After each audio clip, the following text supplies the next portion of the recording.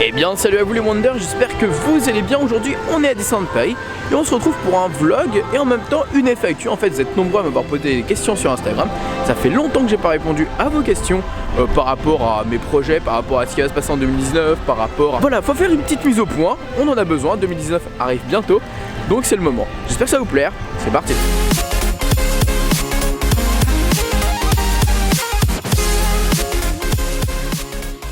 Alors on va déjà commencer par répondre à la première question de Nicolas. Ton plus gros regret sur YouTube? Alors mon plus gros regret de ma chaîne YouTube, je pense que c'est mon live de 24 heures que j'ai fait, vous savez, durant la période des 25 ans de Disneyland Paris. Je venais d'atteindre les 50 000 abonnés et j'ai décidé de faire un live de 24 heures. Ça a été une erreur, alors pas parce que l'idée était mauvaise, hein, non, loin de là, franchement c'était sympa, on a bien rigolé entre vous et moi. Et en fait si vous voulez 24 heures de live, en fait c'est de l'épuisement, c'est de la fatigue, voilà, c'est pas facile en fait. Et c'est vrai que durant les 10 premières heures, enfin après les 10 premières heures, j'ai quelqu'un qui m'a rejoint en fait, si vous êtes nombreux à avoir suivi le live, vous vous rappelez assez facilement. Quelqu'un qui m'a rejoint et on va dire que je me suis pas comporté correctement en fait avec cette personne, je n'ai pas eu... Enfin, je me reconnais pas en fait et je me dégoûte à la limite pour être honnête avec vous. Donc c'est vrai que c'est mon plus gros regret sur YouTube. Je n'aurais pas dû réagir comme j'ai fait sur ce live. Je n'aurais pas dû faire ce live je pense. Et voilà. Alors ensuite on enchaîne avec la deuxième question. C'est la question de Ilona ADS. Alors, est-ce que tu as des projets ou est-ce que tu fais des vidéos le jour le jour? Alors c'est vrai que je suis un peu une tête de nœud, on va dire une tête de mule. Je vais souvent avoir des idées de vidéos ou alors des idées que je vais commencer à écrire, des vidéos que je vais être grave inspiré. Et ça fait 2 ans que je les ai toujours pas tournées. Donc voilà, hein. Je peux pas dire que j'ai des projets de vidéos. Parce que si ça continue comme ça, je pense que ces vidéos-là ne vont jamais être tournées. Mais on va dire que je fonctionne surtout sur les coups de tête, sur les moments, sur comment ça va se passer et surtout au jour le jour, vraiment. Mais j'ai des idées de vidéos quand même, hein. Elles vont peut-être arriver un jour, hein. J'espère peut-être. Parce que c'est des vidéos qui ont du potentiel, qui ont du potentiel, que je pourrais très bien exploiter sur la chaîne YouTube. Mais bon, bah faut qu'elle sorte. On va se poser un petit peu pour répondre à plusieurs questions. Une question de Ben Will. Es-tu payé par Disney ou reçois-tu des cadeaux de la part de Disney par rapport à ce que je fais, j'imagine? Alors non, je ne suis absolument pas payé par Disney. Ensuite nous avons une question de Orlise qui me dit: qu'est-ce qui te plaît le plus sur YouTube? Je parle de tes vidéos. Alors qu'est-ce qui me plaît le plus sur YouTube? Ce sont les vidéos sur le parc, comme ça je vais être là en totale détente, sans prise de tête, sans me prendre au sérieux, vous savez, quand je fais les contrôles ma vie, quand je fais par exemple les challenges avec les gants de Mickey, quand je fais des challenges comme ça, de toute façon j'adore ça, hein, vraiment, je trouve que c'est une autre façon de voir Disney en fait. On ne fait pas seulement les attractions, les personnages, les restaurants, il y a plein d'autres choses à faire, on peut s'amuser de toute autre façon. Et je trouve ça plutôt marrant de faire ça. Après j'aime bien aussi les vidéos quand je fais avec Petit Quick, Mizirachi, parce que c'est des gens que j'aime beaucoup. J'aimais beaucoup faire des vidéos aussi avec Sandy, avec Fab. Voilà, j'aime bien ne pas être seul et j'aime bien ne pas faire des vidéos tout seul dans ma chambre. C'est pour ça que je préfère par exemple faire ce genre de vidéos sur le parc. Je trouve ça plus sympa et plus chaleureux, ouais, c'est un autre rythme, c'est plutôt sympa. Une question de Xav Delcourt: le meilleur conseil que tu pourrais donner à quelqu'un qui va à Disneyland Paris? Eh ben, c'est ouvre les yeux, profite de chaque instant et vraiment fais attention à tous les détails autour de toi. En fait, ne cours pas, ne pense pas qu'aux attractions, vraiment fais attention à chaque détail. Moi je sais que je vais bientôt aller en Californie et je vais profiter pendant 5 jours de vraiment regarder un peu partout, les yeux grands ouverts, vraiment de pas forcément me focaliser que sur les attractions et les choses qu'on n'a pas à Disneyland Paris, de vraiment comparer, faire attention à chaque détail. Comment te voit la jante masculine, bravo les stéréotypes, par rapport à ta passion pour Disney? Donc ça c'est une question de Juberlu. Alors je vais te répondre simplement. Au début c'est vrai que c'était pas facile du tout. Beaucoup de gens me jugeaient, beaucoup de gens et je le prenais très mal en fait.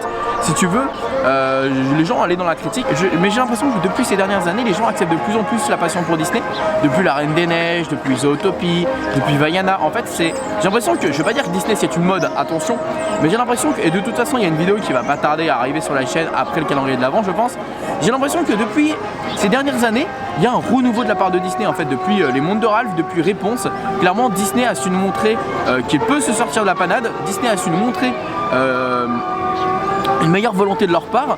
Et du coup on a une meilleure image de la part de Disney, parce que lorsqu'on regarde les Disney qui sont juste avant Réponse, qu'on voit par exemple Chicken Little, La Ferme se rebelle, des Disney comme ça, ça n'a pas forcément été le renouveau de la part de Disney. Vous voyez ce que je veux dire, ça a été plutôt un échec et les gens ont tout de suite eu une image de Disney pour les bébés, pour les enfants, parce que c'était pas forcément des films qui nous faisaient rêver en fait. Et ça, je pense que c'est un gros effet de mode au final. On va reprendre la caméra et on va continuer à bouger parce que au final, le but c'est quand même de bouger un peu parce que sinon c'est pas drôle. Alors une question de histoire de vivre, quels sont tes conseils pour quelqu'un qui veut commencer sur YouTube?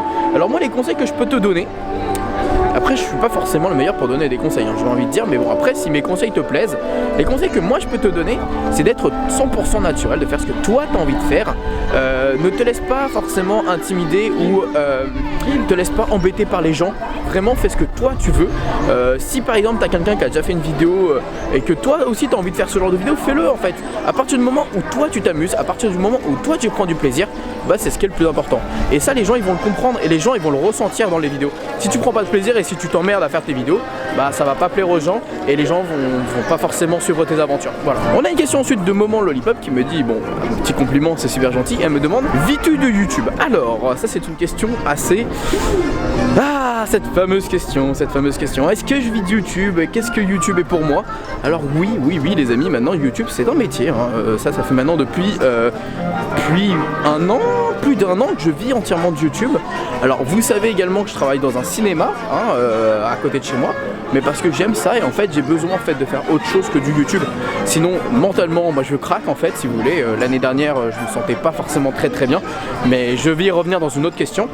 Et j'ai besoin en fait, si vous voulez, de faire un petit métier à côté. Voilà, je suis en 18 heures dans un cinéma, ça se passe super bien, bonne entente, donc voilà. Mais attention, c'est pas parce que je vis de YouTube que je fais ça principalement pour l'argent, faut pas tout mélanger, d'accord? Donc voilà, c'est quand même important que vous compreniez que oui je vis de YouTube et que c'est un métier, et faut juste pas oublier que quand je fais des vidéos par exemple de 10 minutes avec de la pub etc, bah vous, ça ne vous coûte rien en fait, c'est juste de la publicité. Moi quand je regarde des youtubeurs que j'aime beaucoup qui mettent des publicités, ça ne me dérange pas parce que je comprends en fait.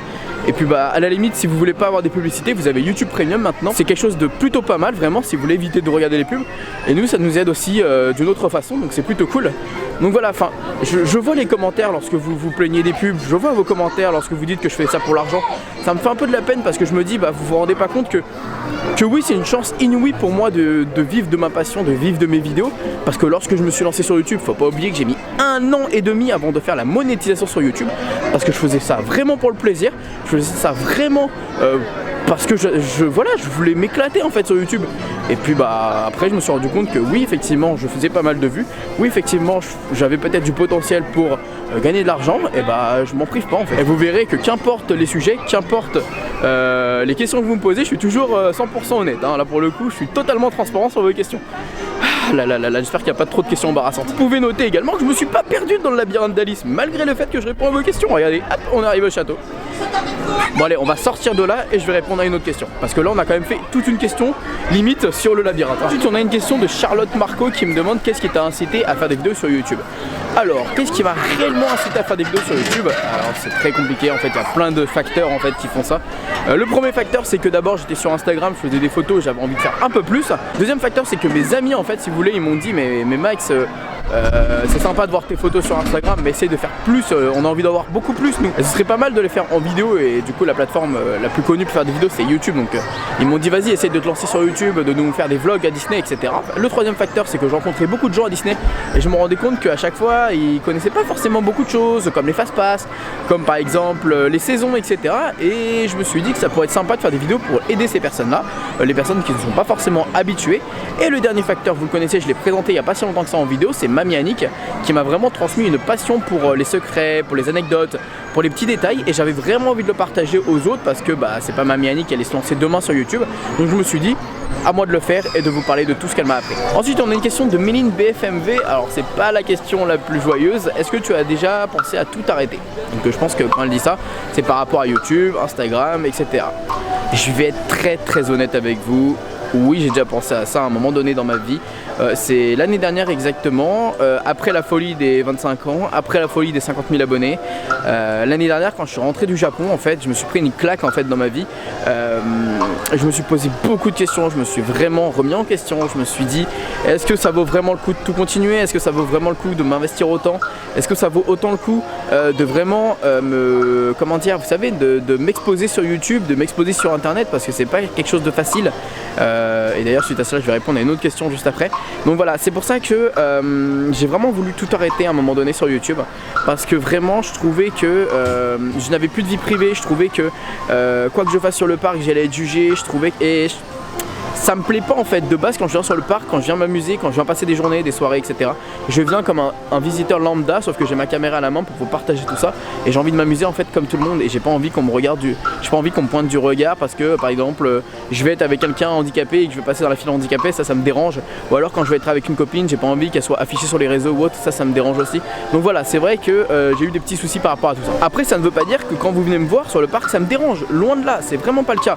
C'est juste que au contraire, hein, j'adore faire des photos avec vous, j'adore quand vous venez me voir, j'adore quand vous me dites que vous aimez mon contenu, etc. Sauf que vraiment il y a une différence entre vous et des personnes mal intentionnées ou malhonnêtes ou pas très gentilles. Ensuite on va répondre à une question que vous êtes nombreux à m'avoir demandé. Je pense que c'est la question que j'ai vue le plus souvent en fait dans les questions Instagram, et je pense que je vais y répondre à un moment donné, c'est bon, zut en fait. J'en ai beaucoup parlé sur Instagram, maintenant peut-être que sur YouTube vous avez peut-être besoin de le savoir. Alors la question que vous êtes nombreux à m'avoir demandé, c'est est-ce que tu as une copine, ou est-ce que tu es encore avec Sandy, ou est-ce que tu as une amoureuse? Voilà, c'est la question qui m'a été le plus demandée, et je vais y répondre. Alors maintenant, c'est vrai que ça fait longtemps que j'ai pas parlé de ce genre de choses sur YouTube. En général, je vous montre souvent ma copine, je vous montre souvent avec qui je suis, etc. Là, ces derniers temps, vous voyez surtout mes amis, que ce soit Fab, Tiquick, Mijarachi, etc. Je ne parle plus trop de mes relations amoureuses parce que je n'ai plus envie de mêler en fait ce que ce soit YouTube et ma vie privée à ce niveau-là. Vous avez vu ma soeur, vous allez voir ma mère, enfin voilà, c'est pas des problèmes.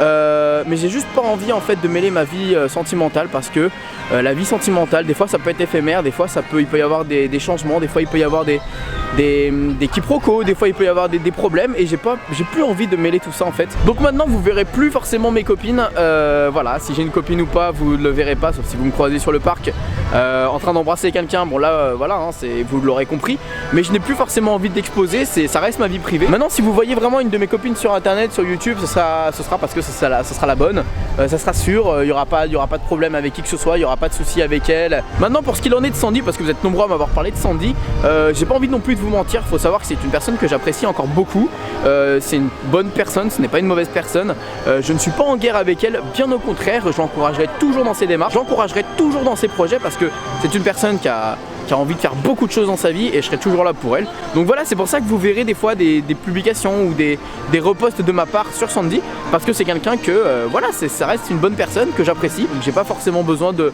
me priver de partager quoi que ce soit venant d'elle, et surtout que si je peux lui donner un petit coup de pouce, ça me fait toujours plaisir. Bon et bien voilà les amis, j'espère que cette vidéo vous aura plu, n'hésitez pas à me dire dans les commentaires si vous avez d'autres questions, peut-être que je referai une FAQ pour 2019 si vous avez vraiment des questions pour 2019 sur les projets, sur ce qui va se passer, etc.